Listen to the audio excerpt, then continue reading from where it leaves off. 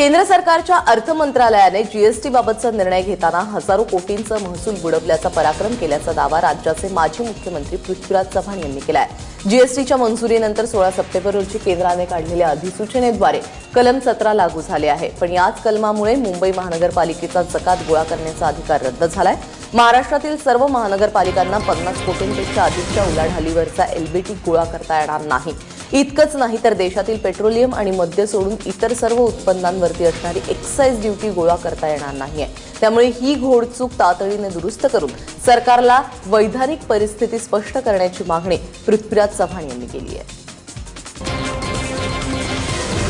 तज्ञ आहेत फायनान्स मिनिस्ट्रीमध्ये, त्यांचा काही सल्ला घेतलेला दिसत नाही आणि हे डिपार्टमेंटमधले आपसातले जे वाद आहेत त्याचा परिणाम आहे। तर इतका मोठा वैधानिक प्रॉब्लेम झालेला आहे, लीगल प्रॉब्लेम झालेला आहे की हे सगळे पैसे परत करावे लागतील। केंद्राने जे काही नोटिफिकेशन काढलं राज्यांनी कुठं पुढे पाठव ग, म्हणजे राज्यांनी जर तो अधिकार हा त्या ठिकाणी पुढे दिला असता तर हा प्रश्न उद्भवत होता। तांत्रिक चूक होती, समाप्त झाली।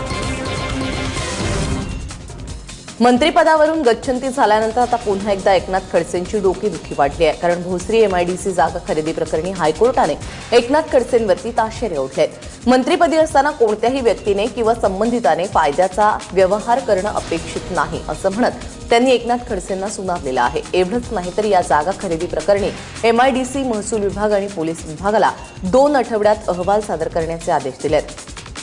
त्याचबरोबर या प्रकरणामध्ये काय चौकशी केली अशी विचारणाही पोलिसांना करण्यात आली आहे। एमआयडीसी जमीन खरेदी प्रकरणी हेमंत गावंडे यांनी याचिका दाखल केली आहे, त्यावर कोर्टाने खडसेंवरती ताशेरे ओढले आहेत।